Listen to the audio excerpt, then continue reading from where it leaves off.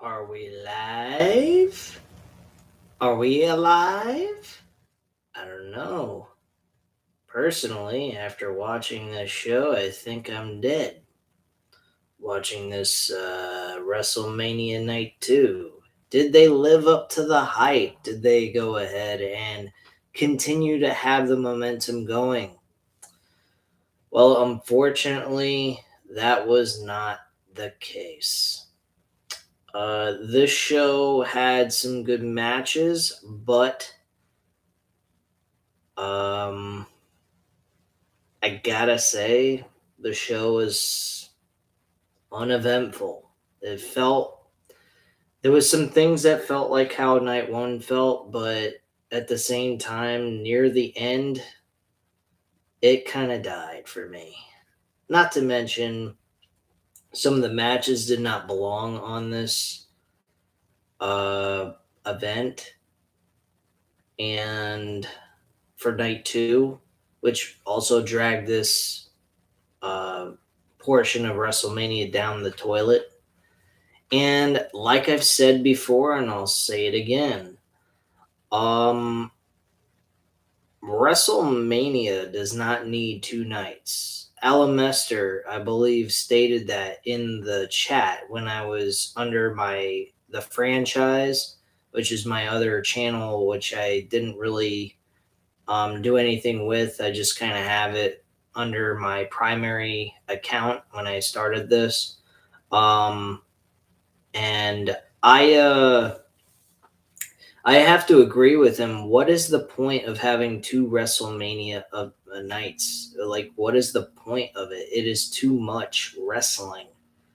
I don't care if you have it as one night. I don't care if you split it. It is still too much wrestling.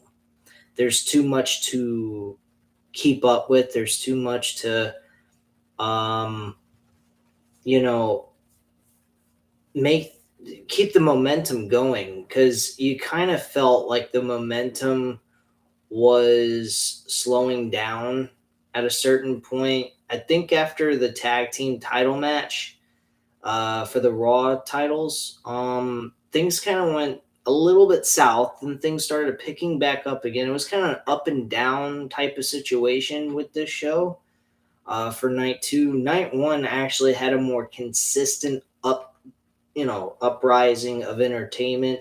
And then it ended with a very solid finish with Stone Cold Steve Austin and Kevin Owens, despite Charlotte Flair and Ronda blowing it in their supposedly quote unquote main event match, which thankfully wasn't technically the main event anyway. Um, this show did not have that consistency. It had an up and down struggle of keeping the momentum going and keeping the fans entertained. Would I say this WrestleMania surprised me for what it was? Yes, of course. Especially night one. If it wasn't for night one, WrestleMania would have been a complete and utter disaster.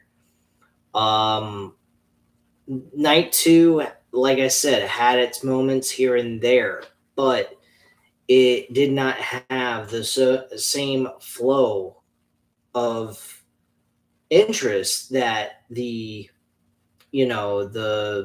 night one had. And that's where the problem lies. And that's because there's too many fucking matches for this show. Why do we need 14 matches for WrestleMania? Folks, if you go back and watch some of my most recent videos, I don't remember specifically, but you will find that there are a ton. You will find, let me rephrase that. I lost track of what the hell I'm saying. Sorry. You will find that some of my videos, I have stated, you don't need any more than 8 to 9 matches for a WrestleMania. That's all you really need. You look at AEW's pay-per-views, they go 4 hours.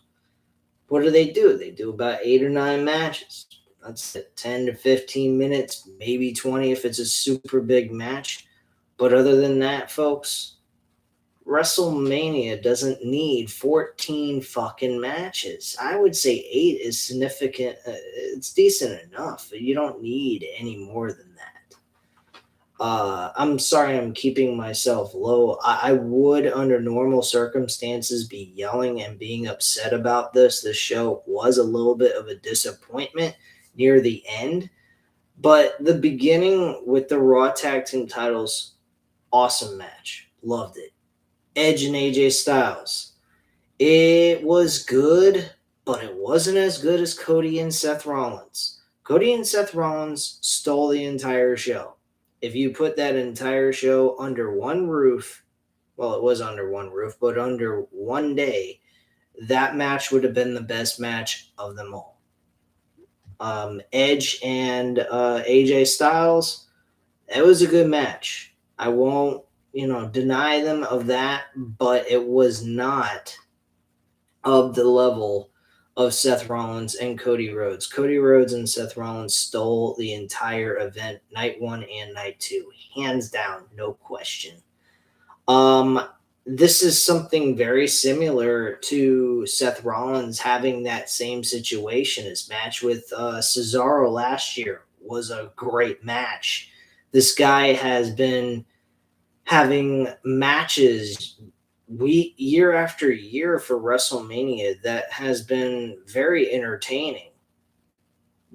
WrestleMania 35, stay the fuck away from that. That match was just, and that was because of Brock Lesnar. Brock Lesnar, anytime he's in a match, it's just signature finisher, signature finisher. It's all that was, and that's what we got here tonight. That was kind of a big disappointment, and I didn't particularly appreciate that. They could have done a hell of a lot more than just, do finishers and signatures. That was utterly ridiculous. I didn't appreciate that, and they could have done so much more for us. There was a lot of bathroom break matches in this entire night 1. Like I said, and I stated this on the preview and prediction video for the Random Wrestling Talk episode number 11. I stated this. They have about 8 matches that all they needed to use to do this show. They didn't need to do any more than that. That's all they had to do. Big On, just to answer your question, no, night 2 was not good. If you happen to catch it, you were kind of wasting your time. Night 2 was acceptable, I guess you could say, but it was nowhere near the level of night 1. Night 1 was WrestleMania. Night 2 just felt like what Vince McMahon does on a regular basis, with a couple of good matches here and there that, kind of made the pay-per-view events acceptable to sit through and watch. That's about it. This show is acceptable. That's all I can say. But WrestleMania type feeling? No.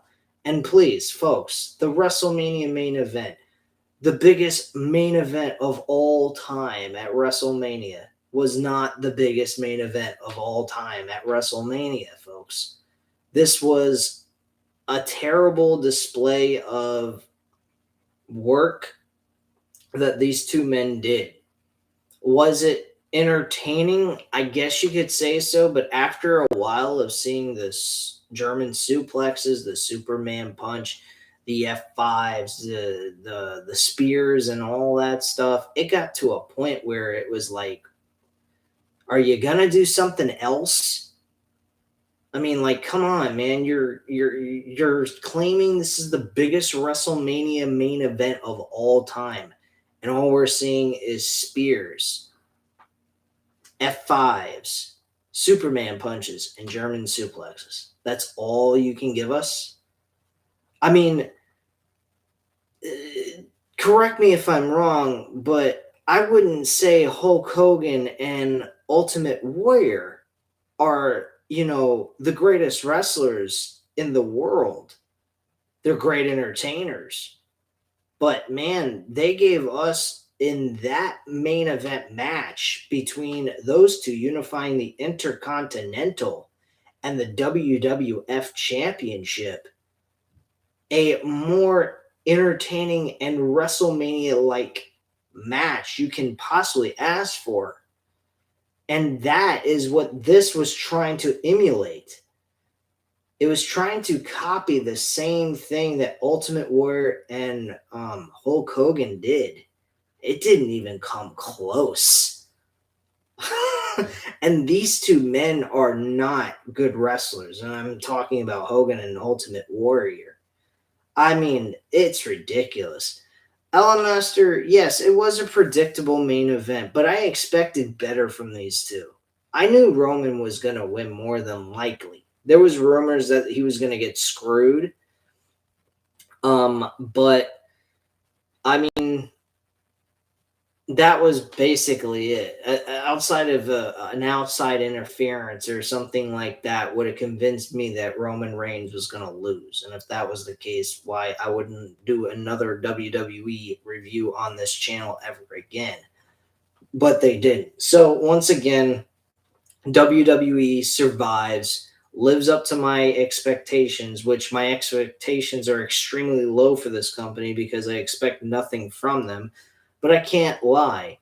I believe that they give me a lot of viewers. I can't deny them of that. They have brought in a lot of viewers for people to tune into my channel, hear my complaints, and hear me voice my opinion.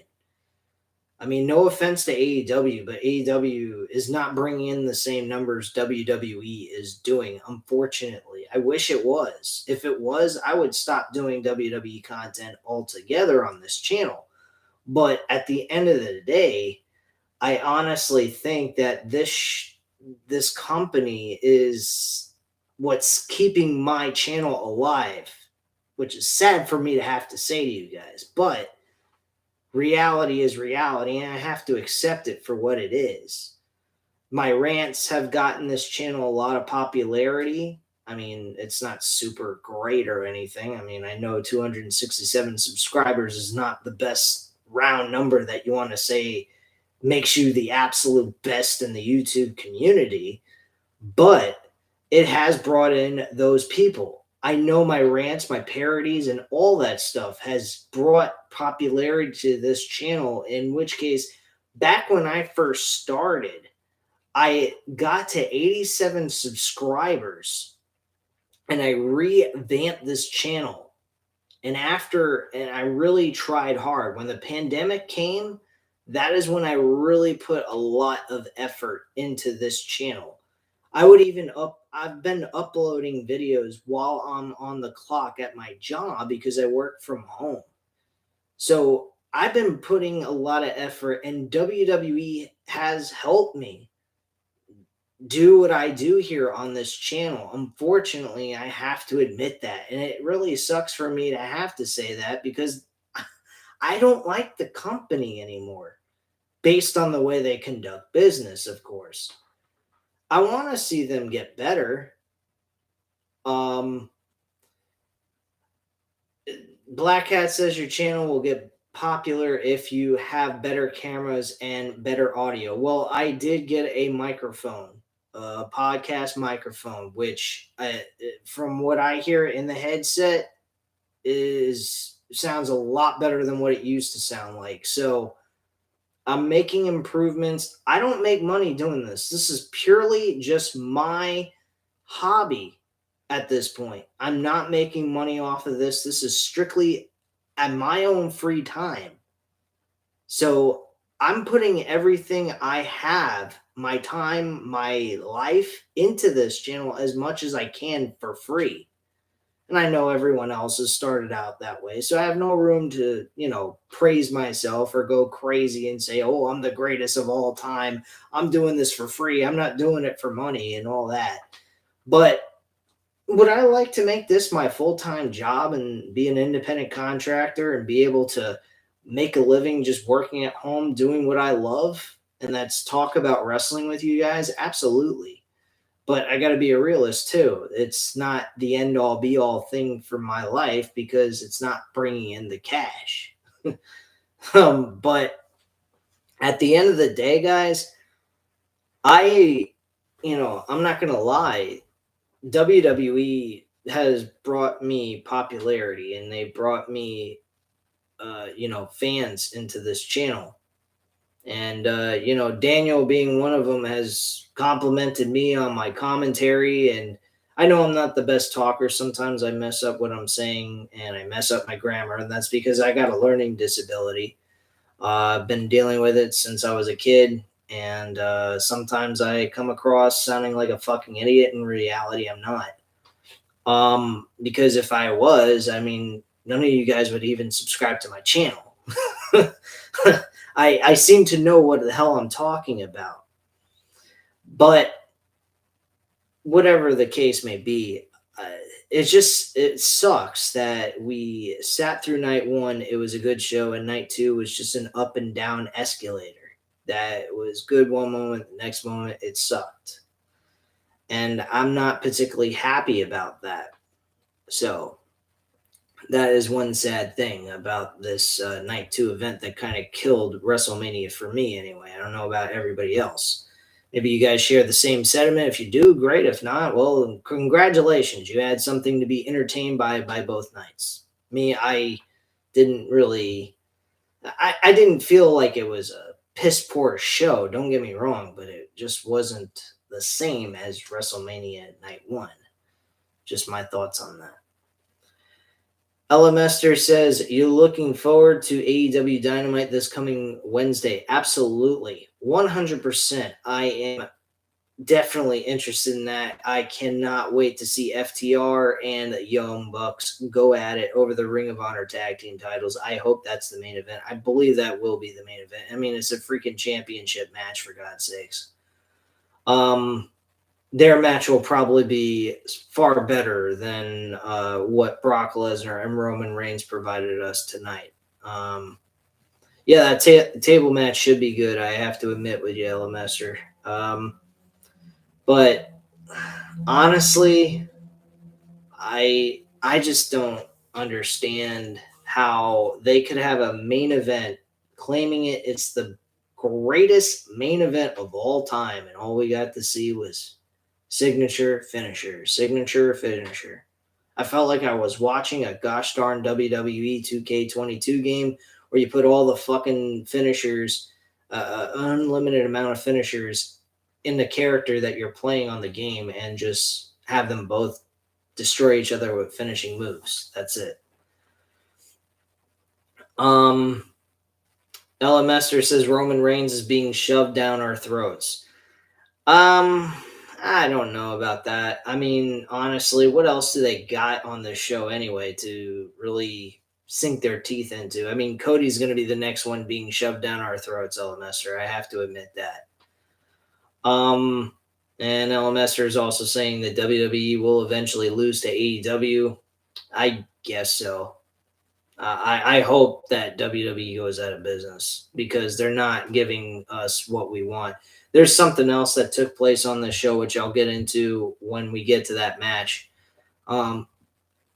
Daniel also also stated it. Do you think it's likely they'd make Cody and Seth a feud in the future? I wouldn't be surprised that they boost this match all the way to WrestleMania Backlash, which is next month. Why they're calling it WrestleMania Backlash, I have no idea. I mean, Backlash was simple enough. They got to add in WrestleMania. Whore the fucking name around. WrestleMania Raw, WrestleMania SmackDown, WrestleMania blow it out your ass, you know?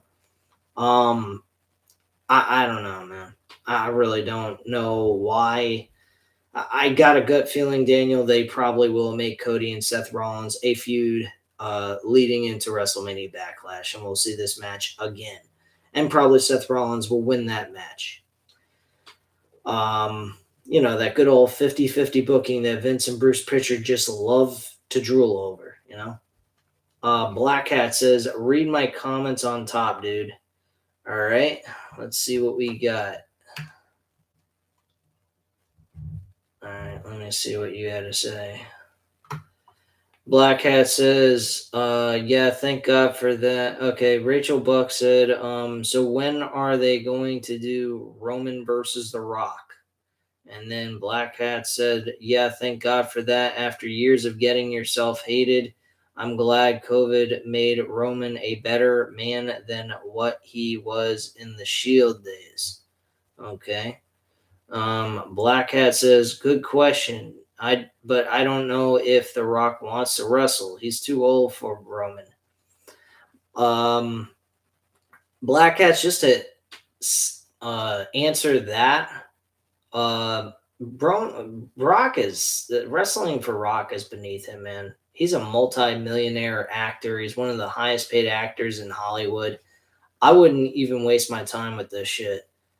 And Vince McMahon shouldn't waste his time with Rock either. There's nothing to gain out of The Rock being at WrestleMania 39 to face Roman Reigns. There's really nothing. On paper, yeah, it's a very exciting idea. But does it lead to anything beneficial? Does it help anyone get over? No. We get to see Roman Reigns as champion till WrestleMania 39 still. I mean, if I'm going to see that happen, I want to see a young star who hasn't become world champion beat Roman Reigns for the title, not lose. Whoever faces Roman Reigns next year at WrestleMania 39 should be the one beating him. And The Rock should not be that person. I'm sorry to tell you. If you want to do Rock versus Roman Reigns at SummerSlam, by all means, I'd actually be for that. Rock versus SummerSlam. I mean, they did Rock versus not Rock versus John Cena. Roman Reigns versus John Cena. If you want to do Roman Reigns versus The Rock for WrestleMania for SummerSlam, yeah, man, I'd be all for that. I think that's great. Black Hats also stated it has a few botches. I think that's some stuff that Daniel says. Daniel says if Rock has one more match, it's probably Mania 39, like some people probably thought. I don't know. And then Black Hats also said only time will tell. Cody was one of the biggest highlights of this pay-per-view, Daniel states. That is 100%. That's what I said as well later on. This is probably before I even got on here. Black Hat says, but I don't know. Rock is going to turn 50 in May 2nd. Mania 38 was miles better than Crown Jewel 2018, obviously, Daniel. And Black Hat says, I believe Roman is going to be champion until 2024. No, Black Hat's is not going to happen. He's got to lose the title at WrestleMania 39, the latest. If you want to even make him lose the title sooner than that against a young star, fine with me. I don't really care. I'm tired of seeing Roman Reigns as champion. He's done everything he can with that title. He can't continuously beat young stars. That will not help anyone out. They need to have someone finally beat him for the title and end his reign and make him suffer his first loss in over 3 years almost. They stated during his match that the last time he lost was in December of 2019. I mean, geez, that's a very long winning streak, man, to be going that long without a loss. I wish Vince McMahon would consider that the same way with some other superstars that he wants to push. They'd actually get over. Shit. Black Hats also states the year when AEW stars finish their contracts for WWE. I'm sorry, man. WWE ain't gonna get any of the AEW stars.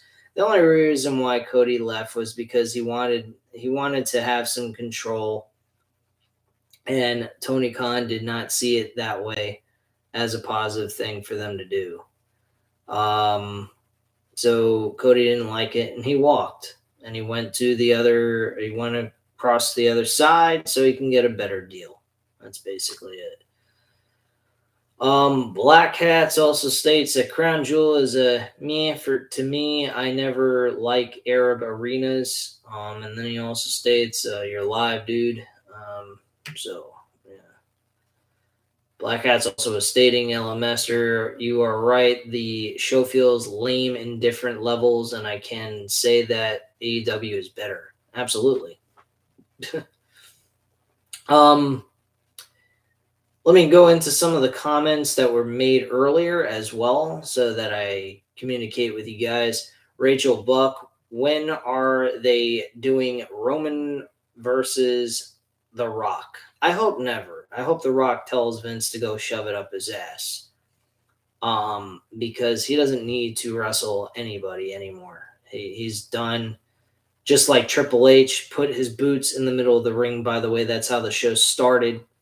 It started with Triple H coming out, welcoming everyone to WrestleMania as if we were having a Monday Night Raw episode. I don't know why that was necessary, but whatever. I didn't really take it to heart until I watched the entire event, and then I felt like as if he was welcoming us to a Monday Night Raw episode. It just felt weird. But yeah, he did technically fully retire with the statement of his wrestling boots being placed in the ring. And that was pretty much it with him. Thankfully, he's walking around. He's breathing fine. He looks healthy, at least from what I see. He looks healthy. I don't know. Maybe there's still issues or complications he might have, but he's able to, walk around and do what he normally does on a regular basis. Rachel Buck also stated they are still going to do tonight's of wrestling next year in Hollywood. It'll be April 1st, April Fool's Day, which is my birthday, by the way, guys. So that should be exciting. April 1st being on my birthday. How wonderful. Night one. Well, I mean, seems like there's a trend going on with night one and night two events, and night one always seems to be the better show. Kind of like how movies are. When you have a sequel, the sequel always seems to suck. The original is always better. It's kind of the same way with WrestleMania night one and night two.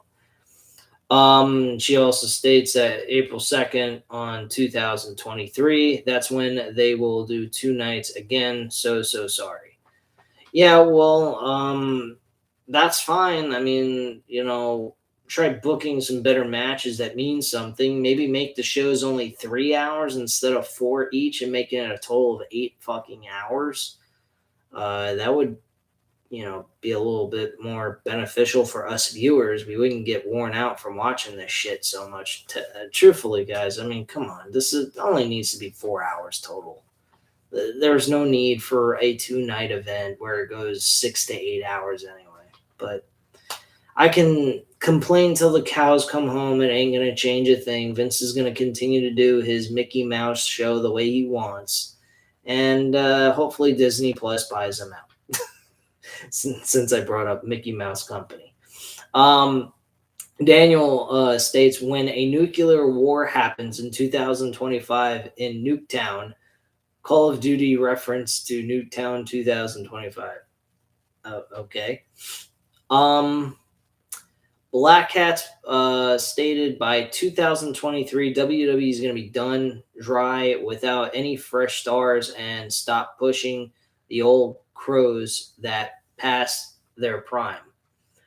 Yeah, I have to agree. I mean, it's the same old shit over and over again that we all complain about. I mean, I'm not going to stand here and yell and scream to the high heavens. I mean, that's not going to do us any good. It's not. I'm going to raise my blood pressure for no freaking reason at all. It's kind of pointless. Personally, at the end of the day, guys, I mean, it is what it is. Vince wants to continue to run the company into the ground. Well, it's his business. He runs it the way he wants. If he wants to run it that way, well, then guess what, man? You're going to be seeing yourself out the door. Don't let the door hit you in the ass. That's all there is to it, man. Big On states, do you see Stone Cold in another match soon? No, I don't see Steve Austin wrestling again. Steve Austin did not really take any major bumps except for the one suplex on the unpadded area by the fans in that match from last night. But other than that, he really didn't take any extreme shots in that match. He didn't really make that match a back and forth action type of match. It was strictly just him beating the holy hell out of Kevin Owens. That's it, plain and simple. Black Hat says, I agree. 14 matches is what's killing their brand, and they need to stop keeping The Undertaker for so long. He doesn't need another contract for 16 years or less until 2034. That year will be Vince as Bones. Oh, man, that was funny, Black Hats. Appreciate that, man. Let me see if there's any other comments down below here. Wow, you guys are really chatting away, man. I can barely keep up with all these comments being made. If you guys want to slow down on the comments so I can get through them and then comment a little bit later, you're more than welcome to. I just want to make sure that I get everybody's comment in here so I can just react and comment with you guys. It's just my way of being able to do this with you guys so you don't have to do anything when it comes to super chat. You can save your money. I don't want that. I'm trying to do this completely on my own. But yeah, Ella Master states, I told you AEW is a major success. They build their stores properly and stories properly, and they will eventually beat WWE if WWE continues to release talent that they are doing. I think they probably are going to stop. I think the only ones that are really going to, release are people that they aren't using. They're pretty much going to do releases the way AEW did recently this year. To be perfectly honest with you, them doing budget cuts still at this point with all the talent they've, released from the company, I gotta say, they won't be in business for very long. They need the talent that they got now. They've pretty much cut the meat off of their roster. They're pretty much all bone at this point. They're very much like a skeleton crew at this point. I already mentioned Big On about his question about night 2, if it was good or not, and I said no, it wasn't as good as night 1. It had its moments, but it wasn't the greatest in the world. Black Cat says, LMester, I'm sorry that I talk like a ass about AEW. I just want their product to be better and no attacking WWE. It's not helping the ratings or it's fun. Black Hats, I'm gotta agree with you on the attacking WWE thing. I mean, at first, when they first started doing it, it was fine. But I'd have to say, if they want to, stand on their own 2 feet and not use WWE's name for validation or anything, they're probably better off doing that. They don't need to do that. If you look at history between WWE and WCW, when they were winning the ratings, they weren't talking about WWE in any capacity. Well, actually, I may want to track that back.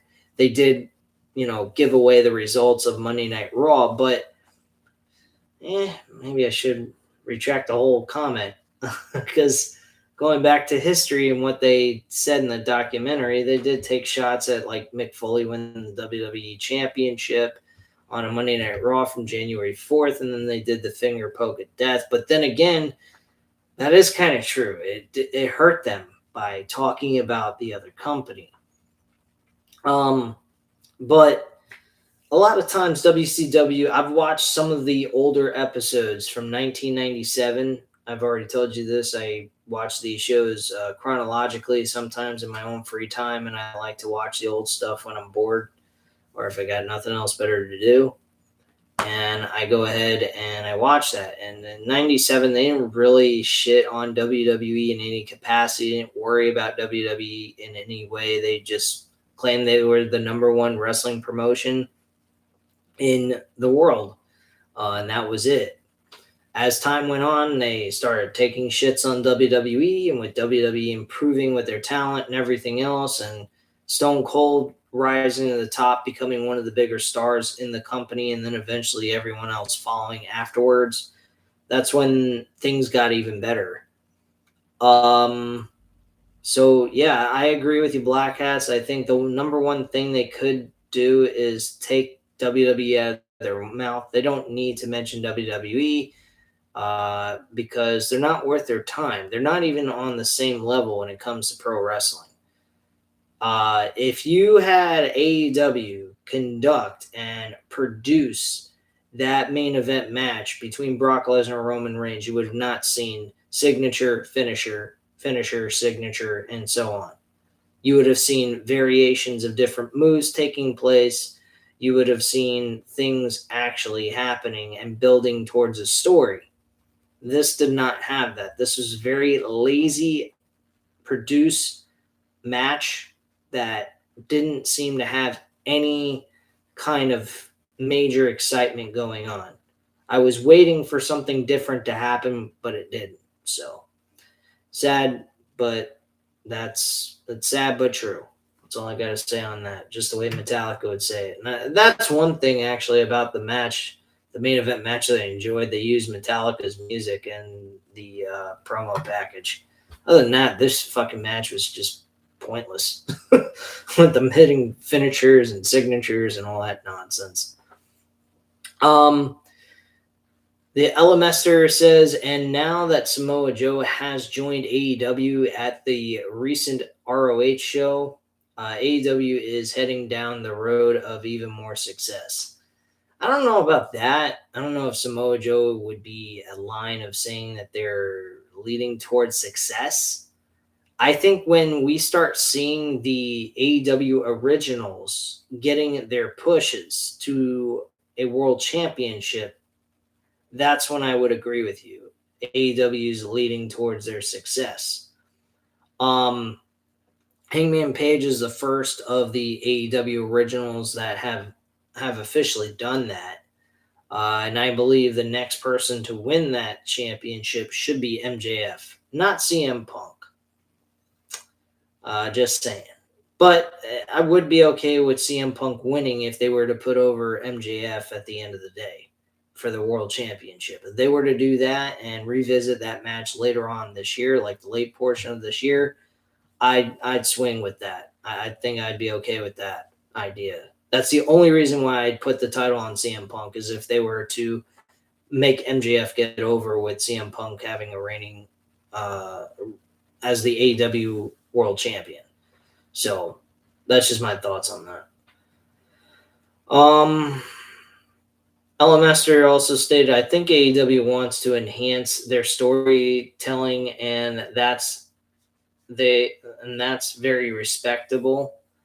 Black Hat says what AEW is missing is more shows. Stop having 3 shows, and it needs another one on Sunday. I disagree. I think more shows is not good. The less, the better. It doesn't wear your audience out. That's what everyone is failing to understand. Gimme, gimme, gimme. You think of it this way. You're eating a meal, all right? Let's look at the wrestling shows as a meal. If you're sitting there and you're eating a meal and you're saying, give me more with this meal, you're going to get sick. You're going to get tired of eating. You're going to be full, and you're going to just puke all over the place if you want to get over extreme about it. So it's the same thing with wrestling and anything else in life. If you get too much of something, it gets to a point where it's either boring, you're uninterested in it, you lose interest in it, or at the end of the day, you get sick of it and you stop watching. So no, I disagree with you, Black Hats. Having more shows is not the best thing to do. The 4 pay-per-views per year is perfectly fine. If you look at the way these pay-per-views are being done in WWE, they're not exactly what you would say great. they're doing month to month, and some of these pay-per-views don't feel like anything like a pay-per-view. They feel like a regular show that's filling in 3 to 4 hours of your time on a Sunday night. Or from what I'm hearing, they're having it on Saturdays now, except for WrestleMania. They're having it on 2 nights, both Saturday and Sunday. So I don't know. But yeah, I mean, it's really fucked up, man. It is. And the more shows you have, the more sickening wrestling can get. And I'm not really interested in that. Black Hats continues to say, I mean, not helping its fans, but AEW is full. No more signing WWE stars. Yeah, I don't think they need to sign any more WWE stars unless it's a woman wrestler. If it's a female wrestler from WWE, I would be fine with that. They've got enough male wrestlers from WWE. They need to get somebody who's not well known and bring them in under their wing and get them,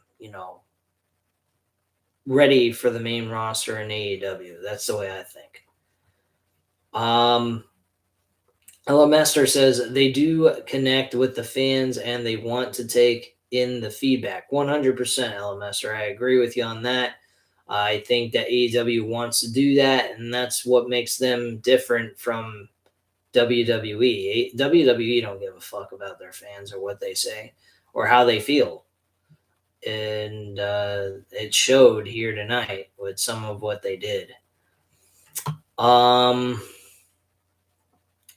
I think AEW / Ring of Honor will be a major success when they work together. Yeah, I totally agree. They can even use Ring of Honor shows to blend with AEW, so AEW could have a little bit more pay-per-views for Ring of Honor specifically, and people can get that little, wonderful feeling they can get from it if they want to follow along with Ring of Honor. Some people may not even follow Ring of Honor, even though it was bought by AEW. So you never know. Me personally, I'm definitely going to be tuning in for that. Not doing WWE Raw content or SmackDown on a weekly basis. I will possibly do a WWE after Raw or the WWE Raw After Mania episode tomorrow night or Tuesday. I may discuss that here on Random Wrestling Talk. But other than that, I don't care. I don't care to review the weekly televised shows for WWE right now. Unless I start hearing from other major YouTubers that they are producing better shows than what they were before and getting progressively better. If they start doing that, I will change my mind on that. But until then, I don't want to know from this shit anymore. I am burnt out from it. I will do the reviews for the pay-per-views on a month-to-month basis, but other than that, I'm not covering WWE on a weekly basis for their televised shows. Sorry, I can't do it. It's too much shit, and it's not worth my time. Let's see here. Black Hats also states that Brock got paid to get buried. Too much predictable in 2022. Black Hats, Brock did not get buried. Brock is just as important as Roman Reigns is. And just because he lost to Roman Reigns does not mean he's not the beast anymore. I mean, that's just bullshit. We've seen Roman beat Brock Lesnar before. This is nothing new. We've seen Brock Lesnar beat Roman Reigns before, so it's nothing new.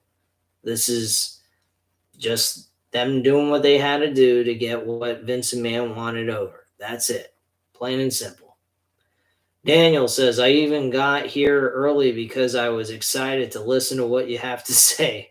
Thank you, man. I appreciate it. Black Hats also says, or he needs to be retired. I don't know if Brock Lesnar's retiring. I think he's going to go away for a little while and come back by SummerSlam to do something with somebody else. At least I hope that's the case. Black Hats also says your channel. Oh yeah, I already read that. Let's Let's see here. A lot of just commentary between everybody else. Let me just read somebody I haven't read or hasn't been shown a lot here in the chat. Big On says, after Kevin Owens' match, did Stone Cold retire for good?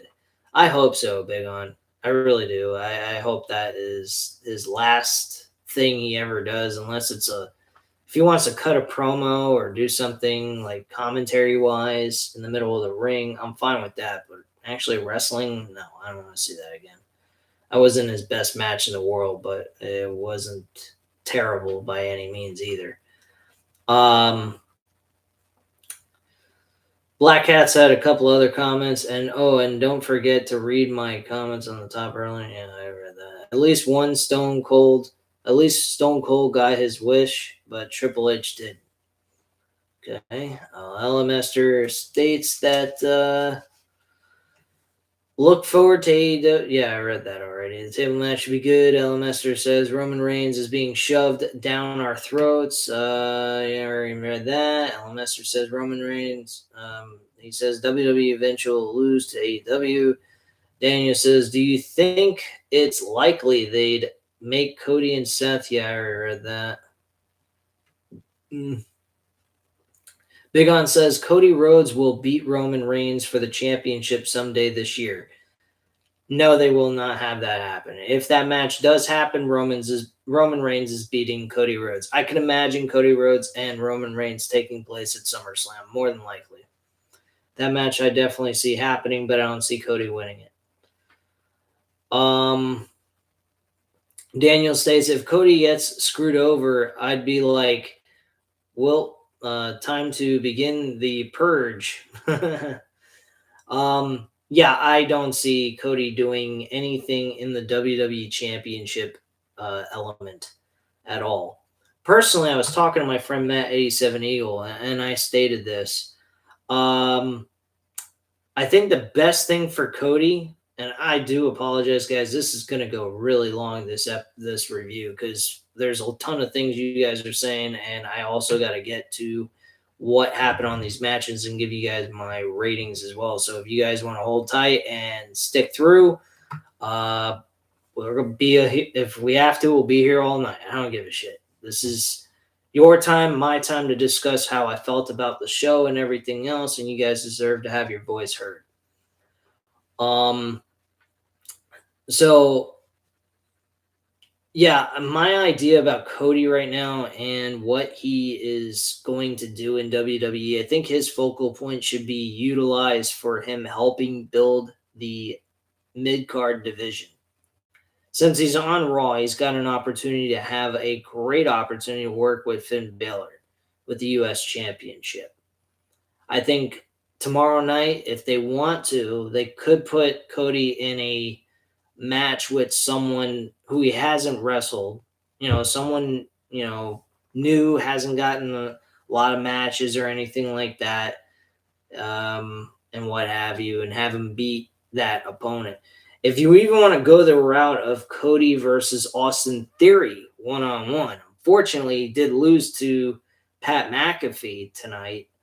I'd be okay with the match, but it's also kind of painting yourself in a corner here. You want Austin Theory to lose another match? The guy really hasn't been on a winning streak at all. So I'd have to say that I think,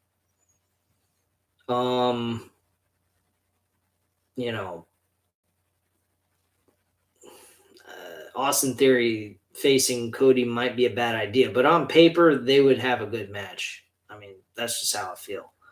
But I think Cody needs to get a winning streak going. I think maybe they could skip tomorrow night, have him just cut a promo, make an appearance, do his thing, and then call it a night.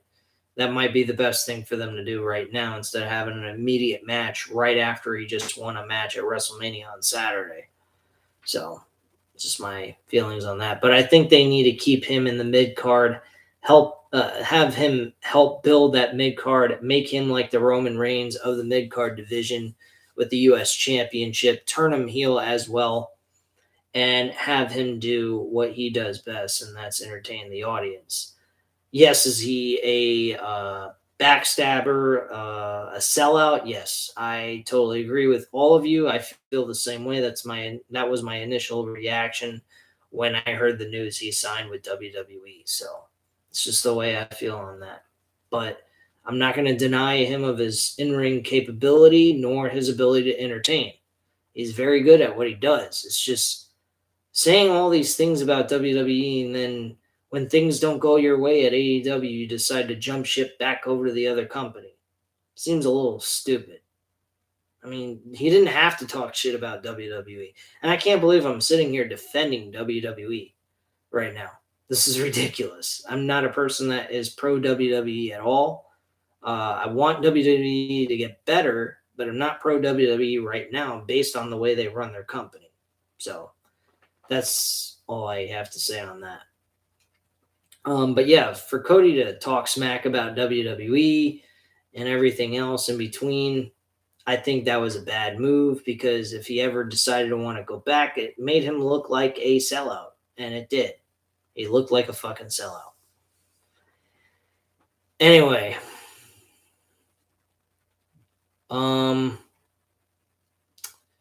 yeah, Black Hats, I'm sorry. He stated that I missed a few comments from the beginning. Yeah, I apologize. There's just too many comments for me to get through everything. So I'm sorry on that. LMSer says, rest in peace 2016 to 2022. No, I'm not going anywhere. Unless you're talking about something else. I have no idea. Big On says, Cody Rhodes will beat Roman for the championship and maybe John Cena returns. No. Again, Big On, it's not happening. Cody is never beating Roman Reigns. Why, I don't even, unless it's a young superstar beating him, I think Roman Reigns is going to retire the WWE/Universal Champion without question. There's no one else being built correctly. I've already stated this before. I'll state it again in case you guys haven't heard. My overall prediction and the way I would build it is I would have Matt Riddle be the focal point. He's already been on a winning streak lately. They won tonight's match with Randy Orton in that triple threat tag team match. And it was a fun match for what it was. And Matt Riddle looked good. And he was on the winning team. Personally, I think with that and the momentum he will have with Randy Orton until they lose the tag team titles would be a good idea. So I think when they decide to have Randy Orton turn on Matt Riddle, that will be the best thing for them to do.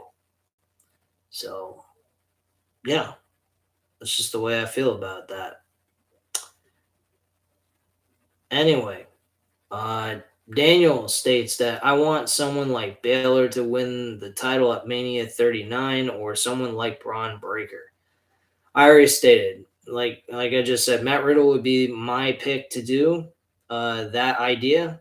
I think Matt Riddle beating Randy Orton at SummerSlam after Randy turns on him when they lose the tag team titles would be the best thing for them to do. And then have Matt Riddle beat Randy Orton at SummerSlam and move on to other things.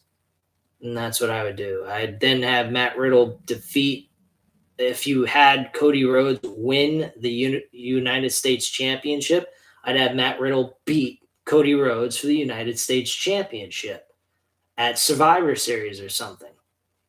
And get rid of the fucking Raw versus SmackDown concept for Survivor Series. It's pointless now. There's no reason for it. It sucks. It's just a lazy way of having a show so you don't have to properly, book a story for these matches going into Survivor Series. Make Survivor Series look like a fucking afterthought and a joke. Black Hat says nobody wants to see WrestleMania Backlash. I agree with you on that. I think that is a load of shit. The name of that title is absolutely ridiculous.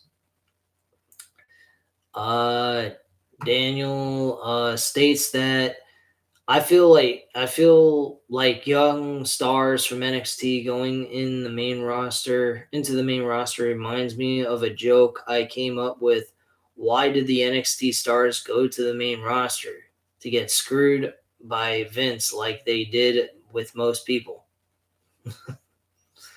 Okay. Alamaster says, I'm glad Triple H is nice and healthy after his fight. Um, yeah, I'm glad he's walking around and he's healthy. I was really concerned he was going to die based on the severity of his health at the time. Black Ass says, like Pete Dunne. Yeah, Pete Dunne definitely got screwed. Alamester says, I'm pretty sure Hunter has to use a breathalyzer when he sleeps in the future. That seems like something you would use for sleep apnea, like a CPAP machine, which is what I sell. I sell people CPAP machines and CPAP supplies. I work for a limb care company. But funny you bring something like that up, but I don't know. Ella Mester says, I want Darby winning the belt from MJF. I'd be fine with that. Darby winning the AEW World Title from MJF and the later on in the future. Yeah, I'd be totally fine with that idea. Big On says, do you watch Fitz Mock TV and Just Alice on YouTube?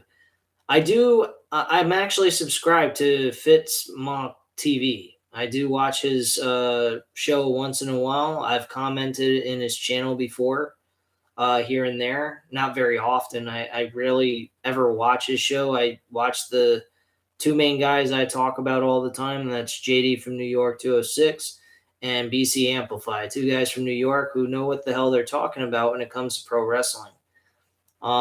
They pretty much share very similar ideas. They do have ideas that kind of contrast from each other and they disagree on certain things, but at the end of the day, they pretty much have the same exact mindset about how WWE should be running, how they should be running the company anyway. Daniel says, I feel like Roman Reigns is the Bruno Sammartino of the modern era. Yeah, they listed off some of the biggest names that held the WWE Championship for the amount of time that they've held it. They had a few lists of people that have held it longer than Roman Reigns, and Bruno Sammartino, of course, is one of them. So, yeah, I would have to say Roman Reigns is the Bruno Sammartino of today's modern-day wrestling. Big On says that Randy Orton needs to get away from Riddle and go back to main eventer, to being a main eventer. I disagree. I think that Big On, you're right about one thing. Randy Orton needs to get away from Matt Riddle. This is to help Matt Riddle, flip that switch, turn serious, and have more serious character. Have a serious character than the joke show that we've been seeing from Matt Riddle for a while. The action he has in the ring is superb, but his gimmick, his character is just absolutely outrageously cringe, and it's downright, most of the time, pitiful. I mean, there are certain moments where he's funny, but he does this on a regular basis trying to be funny, and it don't work out very well. Daniel says, I feel like Vince butchered Pete Dunne. I like that, with the butch in quotations and then butcher and then butchered after the quotation marks. Butchered Pete Dunne really bad, and it showed tonight. Yeah, I didn't even pay attention to that fucking match. That match was quicker than you can shake a stick. If you went to take a piss, the match was over by the time you got back. Big On also asks, The Undertaker coming out of retirement. I would hope not. God help us all. I think Undertaker's done officially. I don't think he's doing anything more in WWE. I think he might do things behind the scenes. He may be a producer of matches, possibly. He may do something in creative, maybe for NXT. Maybe he'll recruit talent. Who the hell knows? Big on asses. Did you watch NXT Saturday? No, I did not. I had no interest in watching NXT. I will never watch NXT ever again unless they get it back to the way it used to be with the way NXT was run by Triple H. Because Triple H was running it the way AEW is being run now. And the sad part is NXT actually produced better pay-per-views than AEW, and AEW produces good shows as well for their every 4-month pay-per-view events. So, I mean, and that's not what I just said, did not mean I'm discrediting AEW in any capacity. It's just NXT head to head with AEW when it comes to pay-per-views. NXT kicks some fucking ass. I'm just saying. And that was because of Triple H and the way he was thinking how the company should be run. And that's what Tony Khan is doing with AEW. He's doing it the way Triple H was doing it, and it's working. I'll be honest with you. If I was Tony Khan, I'd be looking to get Triple H over to AEW to do creative, because his attitude, his way of thinking, and him working with William Regal would help out AEW unbelievably. I think him and William Regal working together again would do wonders for AEW. And Triple H's vision for the way wrestling should be is what I want to see every fucking week and every pay-per-view that I get to see with the company. That's the way I feel about it. I think Triple H has the best mindset and the best creative, way of looking at things. Just my thoughts on that.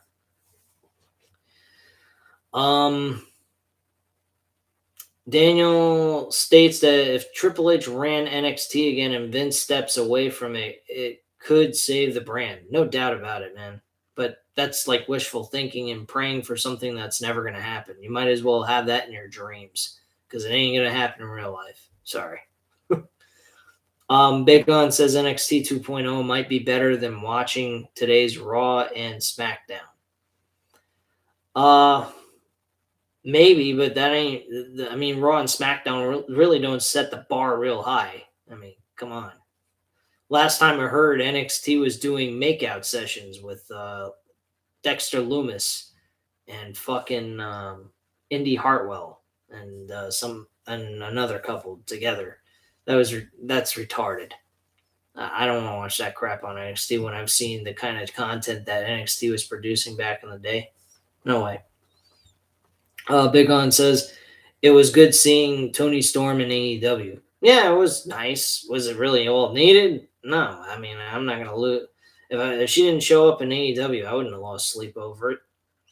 I think that Tessa Blanchard is probably a better, a well-known performer than Tony Storm. Tony Storm was a good talent, but she wasn't utilized correctly. If you do a comparison between Tessa Blanchard and Tony Storm, number one, Tessa Blanchard already sticks out like a sore thumb because of the fact that she has the last name Blanchard.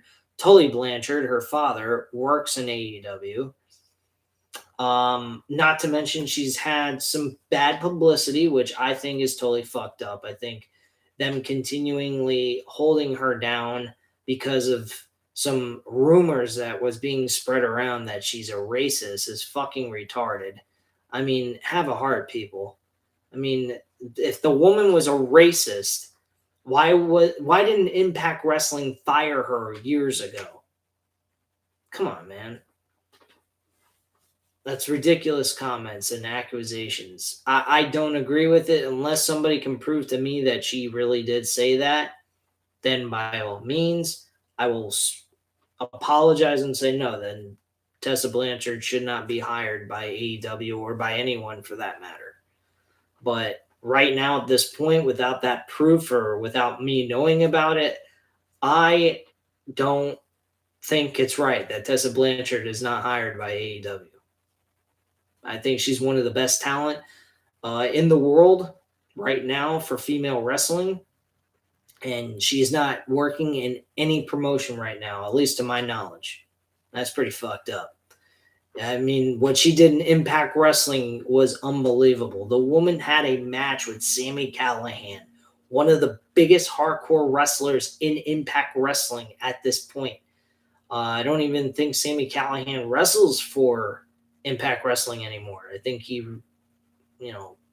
left the company. His contract was up and he didn't re-sign. So Big On says, I wish the Undertaker Hall of Fame speech was longer. I honestly, no offense to the Undertaker, but I just don't care. Jennifer says, big fans of deathmatch wrestling. Not really so much, because it's kind of sloppy. The wrestling is not exactly the same style that I'm used to watching. Is it devastating to watch? Is it feel more real and less orchestrated? Yeah, but it's very dangerous and it could kill somebody. Pointed the name of it being a death match. Yeah, it does feel a lot more. It feels more real than a regular match that we normally watch on a week to week basis. But still, I don't feel comfortable watching someone that could possibly die in the middle of a fucking match. I mean, that's just sick. If you got to be entertained by that, then you got some serious fucking problems. Your favorite match for tonight, Jennifer asks. My favorite match of the night. Wow. I'd have to say probably Edge versus AJ Styles. It's a toss up between that or the triple threat tag team title match for Raw. But yeah, both of those matches were really good. Pat McAfee and fucking Austin Theory was a good match, except the ending was ended with a roll up pinfall, which I didn't particularly care to see. We see it on a weekly basis, so it kind of kills the enjoyment out of watching the match, but it was a good match nonetheless. Pat McAfee's an unbelievable guy. I really enjoy watching him. He may not be one of the greatest wrestlers in the world or anything, but he's pretty entertaining. Jennifer also states Almost versus Bobby sucked. Yes, that was one of the worst matches on the entire fucking card. The worst. But anyway, guys, I've been talking with you guys for an hour. Still have yet to get into the card and give you guys my ratings. So let me go ahead and do that with you right now. Let me pull this up on my good old cell phone. Give you guys my overall thoughts on this and tell you the ratings I give each match. And then we will close up shop. If you guys happen to make any more comments before I finish, I will read them and answer them as well. In the meantime, I'll go ahead and go over everything here with the matches that took place for night 2, give you guys my ratings, and we will hit it on out and call it a night. Unless any comments are made in the chat. So, here we go. All right, night 2. We had RK Bro, Randy Orton, and Riddle, of course, defeating the Street Profits and Alpha Academy for the Raw Tag Team titles to kickstart the show. This was a very good match, very entertaining. I'm going to give it a 3.5 out of 5 stars. Very solid, entertaining match. Next match after that was Bobby Lashley versus Almost, and Bobby Lashley wins the match. The match sucked, but the positive thing out of this is that Bobby Lashley won and Almost lost. That's what I liked about it, because Almost blows. Johnny Knoxville and Sami Zayn. This was actually one of the most unique matches I've ever seen in my life. I honestly thought that this was funny. This was a very entertaining match. It wasn't really all that much of a match. It was more like WWE mixed with Jackass all together. They had bowling balls rolled into Sami Zayn's crotch. They had a humongous mouse trap that finished out the match. We also got to see mouse traps all over a fucking table, which I never saw before. I was going, holy shit, what the hell is this that I'm watching? And I was just dumbfounded by what I saw with that. So yeah, I mean, it was a crazy match. Johnny Knoxville won the match. Obviously, I don't think they'd bring a celebrity in to lose. Would you? Would you guys think that would happen? I doubt that. This match, I'd give it a 3 out of 5 stars.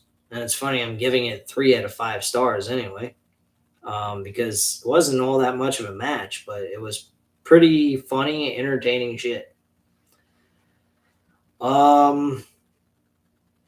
Since Jennifer is leaving some comments here, she has 2 comments she left besides the one about Bobby Lashley and Almost. She says WWE hype Brock Lesnar versus Roman Reigns so much, but the match was boring.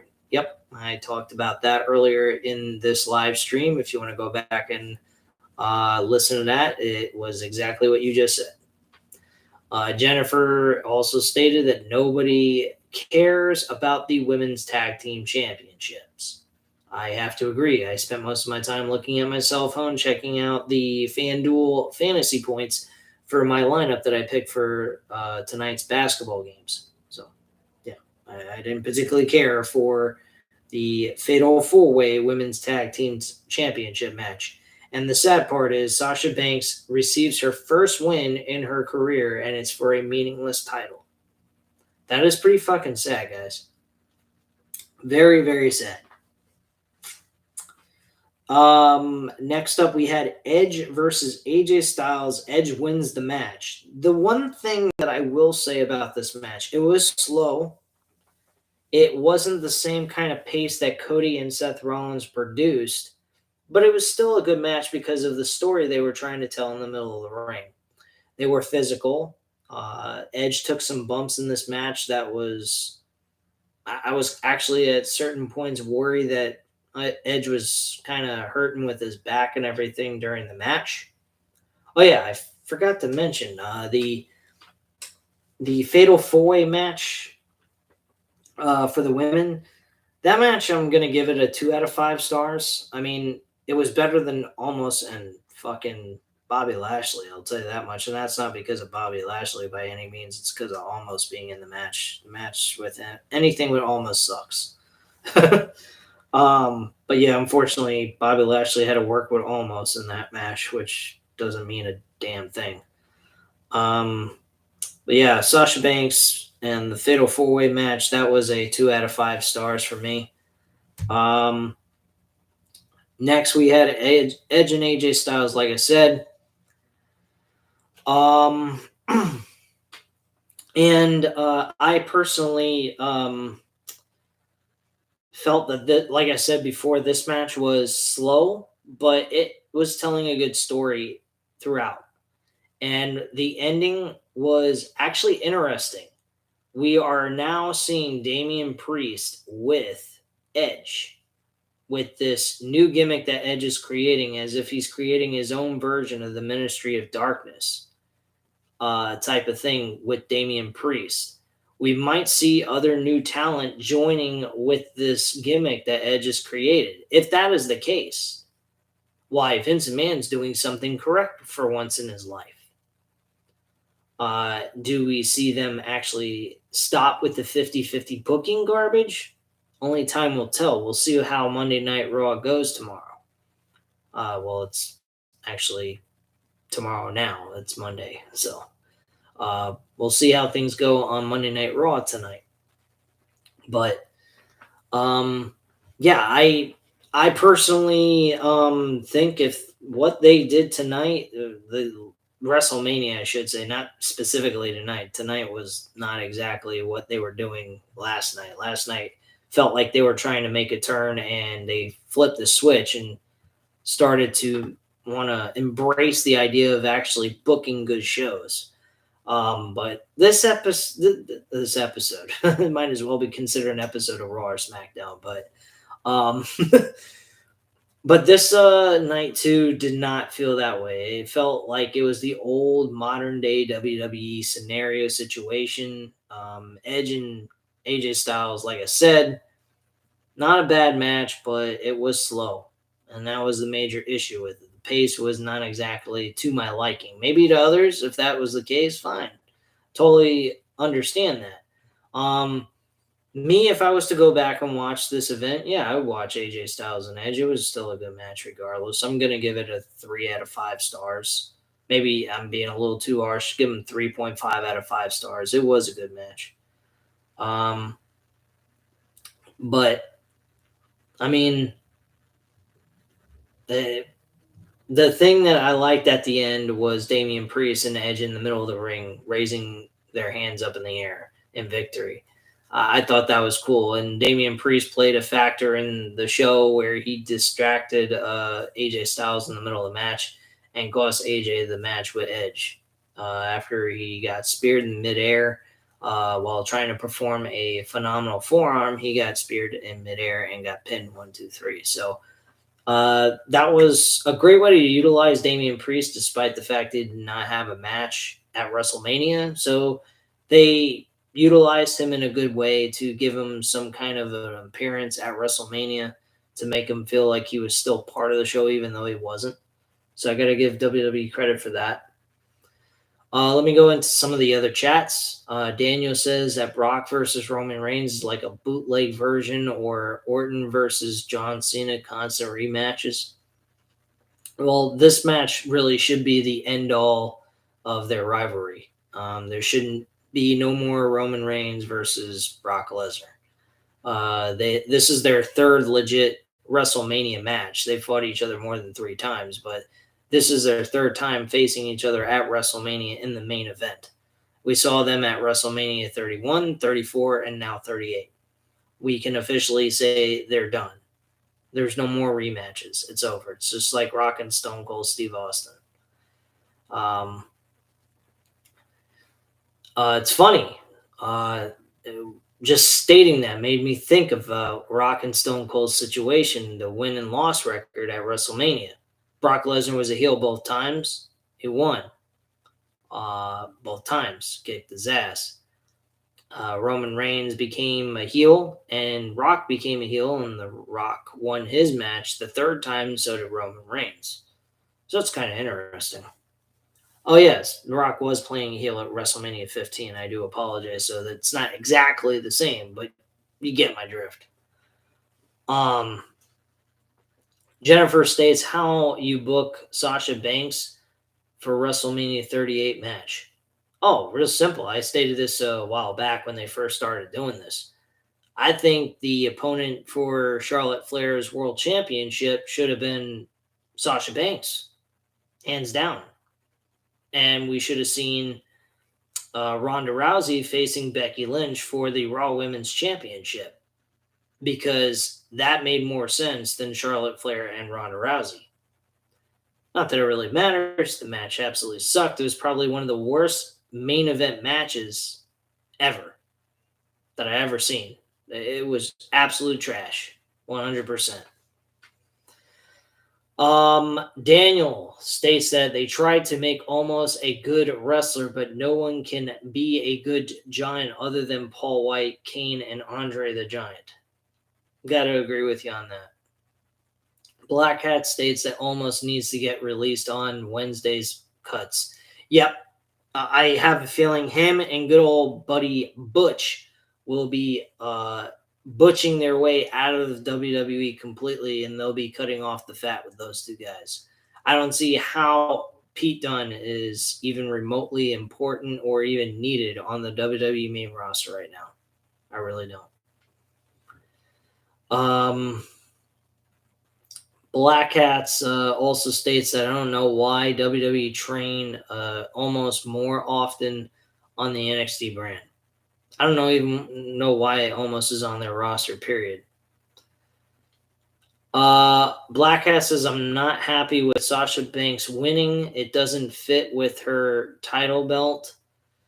Um, she had to win eventually, Black Ass. I mean, she can't go ahead and continuously lose at WrestleMania and be like the opposite version of The Undertaker at WrestleMania. That's just nuts. But yeah, I totally agree with you. I think they did her dirty. She shouldn't have had to win a piece of shit, meaningless tag team championship belt in the women's division. That means absolutely nothing. Daniel says, I feel like their match at WrestleMania 31 was much more enjoyable because Mania 31 was one of the WWE's last good Manias before the booking went bad. Uh, yeah, the other thing is it was the first time ever these two guys fought each other. So again, think of it as like a movie. Uh, the match with Shawn Michaels and Undertaker. They had a great match at WrestleMania 25, and then they did a repeat of that. They, followed the back up at WrestleMania 26. And yeah, WrestleMania 26 match was good, but it wasn't as good as their first match. And the same thing goes with Triple H and Undertaker.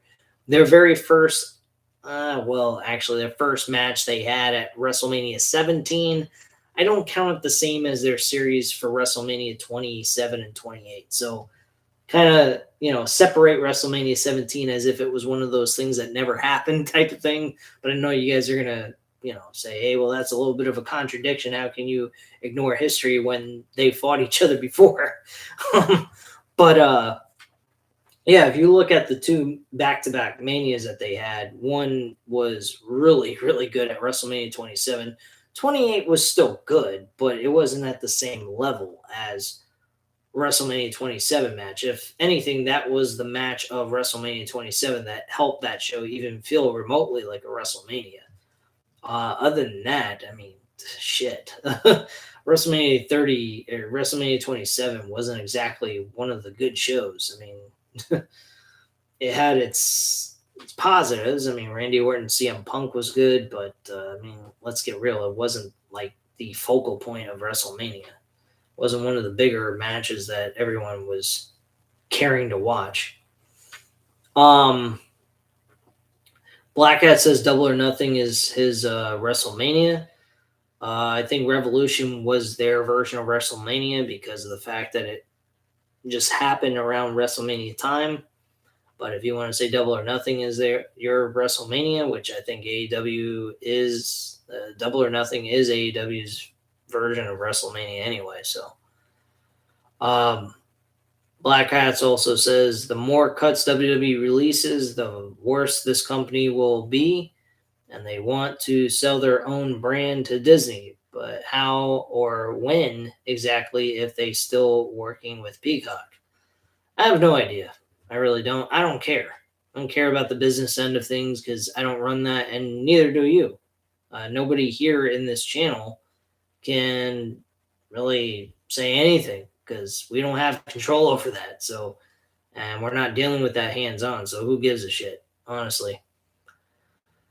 Jennifer says Triple H versus The Undertaker. The faced each other 3 times, WrestleMania 17, 27, and 28. Yes, I understand that. I was discussing that a little bit earlier just now while you probably left that comment, so I apologize. But yeah, I get that. And you look at their matches between 28 and 20, or 27 and 28, and one was better than the other, and that was 27 being the first one between that series that they had back to back anyway.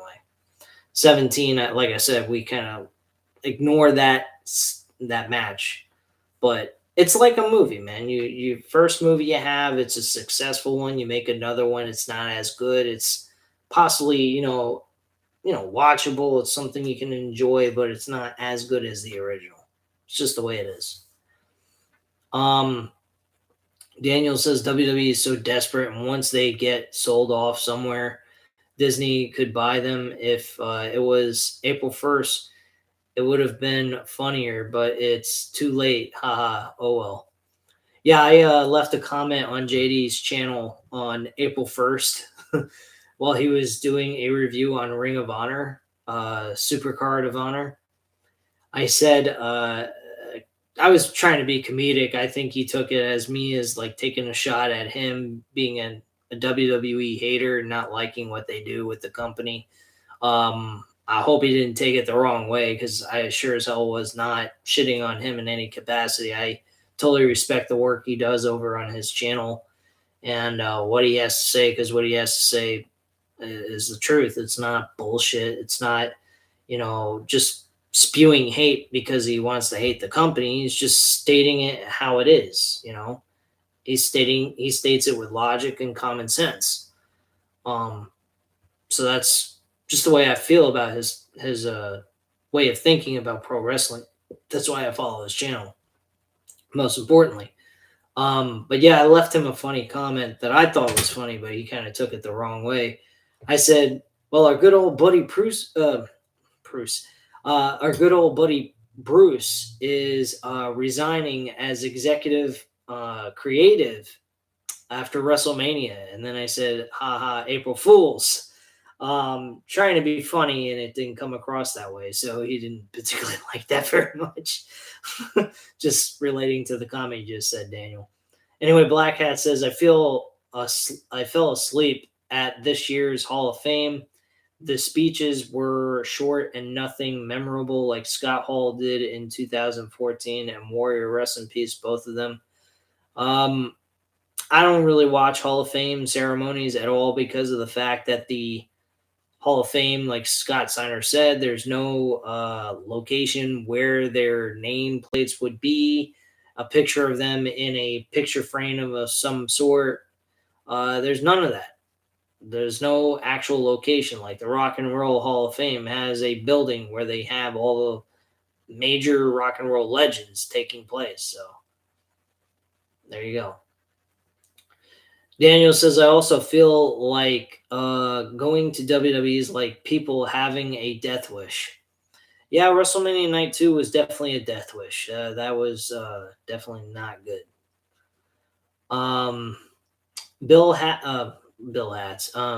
Black Hats says that Bill Watts was right about Vince in 1985.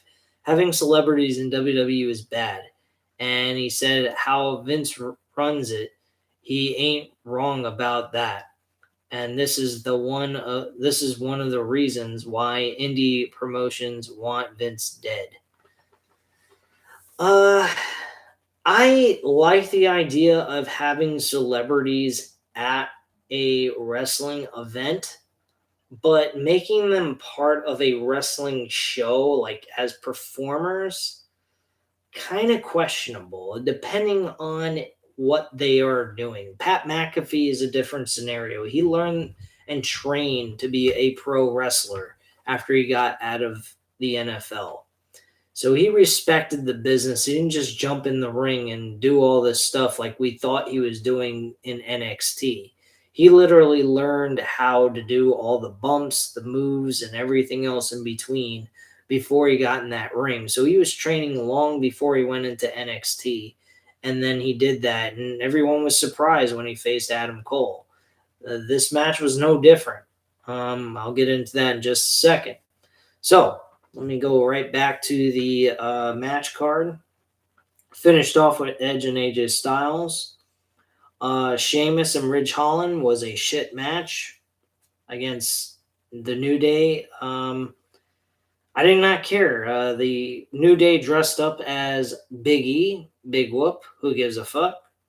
No offense to Big E. I'm not saying I dislike Big E in any way, but what does it matter? Why is this on our show? Why does this have to be a WrestleMania match? It went 1 minute and 40 seconds. Like I said, if you went to the bathroom to take a piss and came back, you would have missed everything because nothing on that match even mattered. This match I'm giving a half a star out of 5. What a fucking joke. No match should ever be 1 minute and 40 seconds at a WrestleMania event. If that's the case, don't have it on the card. Don't need it. Pat McAfee defeats Austin Theory in the next match. This was actually a good match. Like I said earlier, Pat McAfee displayed a lot of Great moves and spots with Austin Theory. These two guys worked very well together. I enjoyed the action for what it was worth. But what happened afterwards, they could have just left it alone. This is where the show kind of was going downhill for me. Really, this is how the show was going downhill for me. After the win, he wins by a roll-up pinfall, by the way, but it was a surprise victory. He was looking like he was going to finished off by Austin Theory. Austin Theory was looking like he was setting up for his finisher. And Pat McAfee countered, rolled him up, surprise victory. He was playing basically possum, I guess you could say. And he got the win. After the match was over, though, Vince McMahon teased that he was going to get in the ring. And then eventually he did. He was upset with Austin Theory, how he performed, and everything else in between. And then all of a sudden, Vince McMahon and Pat McAfee are having words to each other. So what does Vince McMahon do? He's got to always have the center of attention. If it ain't with him being in front of the camera, it's behind the camera. Painting his own scenario on the show and making it all about him. And that's what he did here tonight in front of the camera. This guy is 76 years old. Pat McAfee, I think, is in his mid-30s. I'm 34 years old. And I think I'm maybe a few years younger than Pat McAfee. I think Pat McAfee might be 38, maybe possibly 40 at the most of age. And he's getting his ass kicked by a 76-year-old man. Now, let's take this into account. Everything's a domino effect if you really think about it. If you got a 76-year-old man beating up the winner of a match that just took place, and he squashes him, and I mean, he squashed Pat McAfee. Pat McAfee got clotheslined several times by Vince McMahon. He then got attacked from behind by Austin Theory, with him grabbing him by his legs and shoving him into the post where his crotch would meet the post and hurting him even more. This led to Vince McMahon getting the win at the end of all this. Now, if you think about it, think about this. We just saw Pat McAfee beat Austin Theory. Then we see a 76-year-old man known as Vince McMahon beat Pat McAfee, who just had a 9 to 10 minute match, win his match, and then get squashed by Vince McMahon, a 76-year-old man. How the hell can you come back from that? Not also did you bury Pat McAfee, you also buried Pat McAfee's 34 years old. He's the same age as me. Holy fuck. Oh my God. That's ridiculous, man. That really is. Wow.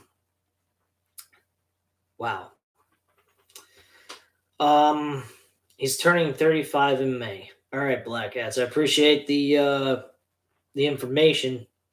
Daniel says I gotta go going to bed. Good night. And nice talking to you guys. Same to you, Daniel. Appreciate the commentary, and I appreciate all the support that you give here to the channel. And I'm glad talking to you, man. But yeah, getting back to this, and I want to close up shop real soon because I'm getting kind of tired here while I'm doing this review. I've been going for an hour and 33 minutes. So I'm going to close up shop real soon. So I apologize if I rush through this. I'll go through some of the important stuff, and then we will close up shop. I found this to be completely ridiculous. I mean, Pat McAfee gets buried, and so does Austin Theory in a way because he lost to Pat McAfee, who got squashed by Vince McMahon. What? I mean, come on, man. That's ridiculous. So, Vince McMahon kills two birds with one stone. What a joke, man. This guy's a fucking joke and a half. This match was a 3 out of 5 stars. Pretty solid, entertaining match. But afterwards, Vince McMahon had a match that went for 3 minutes. It went longer than Ridge Holland and Sheamus versus the fucking New Day. What a fucking joke. Oh, man. Then Steve Austin comes out. He stuns everybody. He stuns Austin Theory, who sold the stunner. Oh, man, that was so fucking nice, man. The way he made that Stone Cold Stunner look, taking that stunner, was funny as shit. He goes ahead, he gets stunned, he flops up in the air, lands on his back, does a flip like The Rock used to do when he took the stunner, and then landed right back on his fucking ass. That was just fucking hilarious, man. Funny stuff, man. Loved it. Good stuff. Anyway, following that, Austin then went ahead and stunned Vince McMahon. Vince McMahon, being a complete asshole. Apparently, Alzheimer's is really kicking in on him. Apparently, he hasn't learned his lesson yet with all the years that Austin has stunned him while drinking beers with him. Same could go for Brian Saxton. He does the same thing. He's done this twice now. You'd think after the first time, he wouldn't do it the second time. But yeah, Vince McMahon sitting there, drinks a beer with him, and then he gets stunned. And my God, the stunner that was delivered to Vince McMahon was the worst stunner I have ever seen in my fucking life. He couldn't take a stunner, but he could beat a 34-year-old man, Pat McAfee, and get the victory. Oh, God. I mean, are you kidding me with this? You gotta be out of your fucking mind, man. You can beat a 34-year-old man, but you can't take a stunner and sell it well. At least, the way he used to. He couldn't even do that. Fucking joke, man. It was terrible looking. Then after that, Pat McAfee gets in the ring. He starts celebrating with Austin. They drink a beer, and then Steve Austin stuns Pat McAfee, leaving him laid out on the outside of the ring after the stunner. And he sold the stunner very well as well. He's laying on the outside, by the way, and he's drinking the beer that he had in his hand.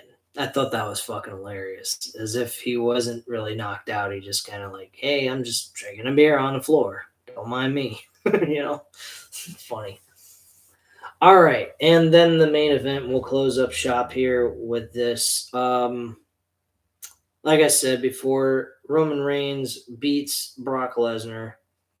Roman Reigns ends up winning with a little bit of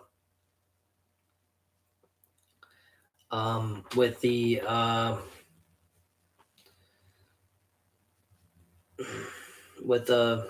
oh shit, I'm getting lost train of thought here. But yeah, anyway, he went ahead and speared Brock Lesnar in the corner with the referee. The referee was knocked out. He used the low blow. Brock Lesnar hit him with a championship belt. Tried to go for the pinfall, couldn't get it. He also hit a Superman punch, spears. Brock Lesnar connected with the usual bunch of with a bunch of suplexes and then F5s and so forth. Responding to Black Hat's comment just now, I want to say thank you for accepting my opinions on wrestling. You're welcome, man. It was a pleasure having you here. You also stated this will be the final stream appearance to your channel, as I'm going to delete my channel tomorrow while you make a video on ECW on TNN September 8th, 2020 episode.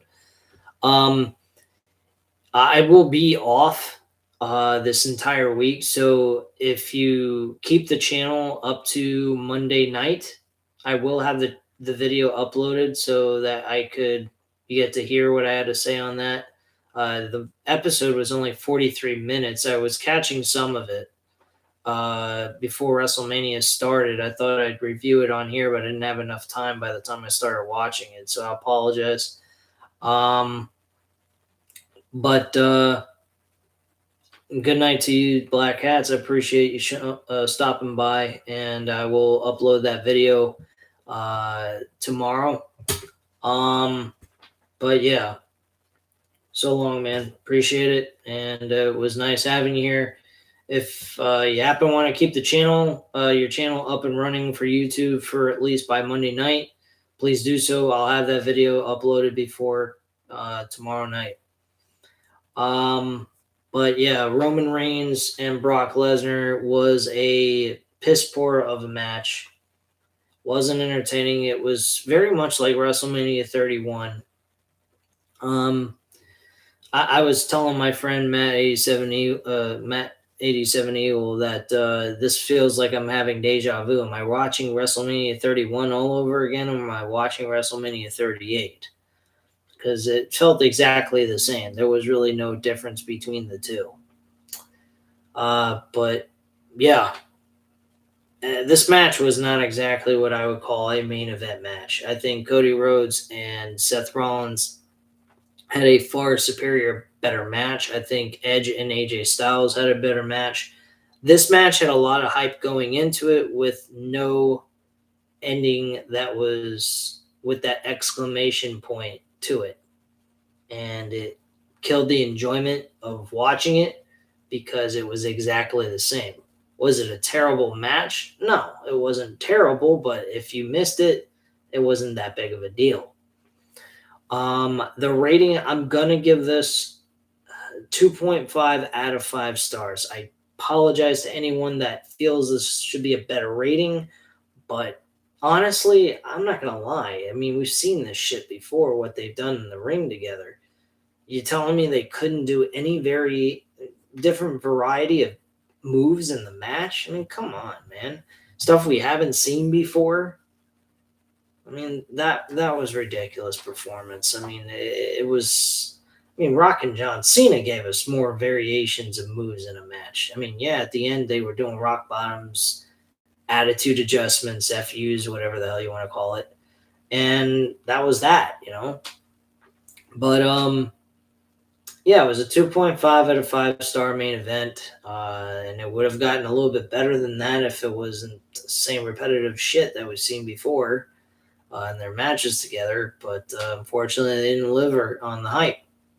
So that's pretty much it, guys. That's all I have to say. I'm extremely tired. I hope you guys enjoyed this live stream. If you did, hit the like button if you liked the video. Hit the subscribe button if you're not already subscribed to the channel. And as always, leave a comment down below and I'll definitely get back to you on that. And I thank you guys very much for watching and have a great night, guys. Bye.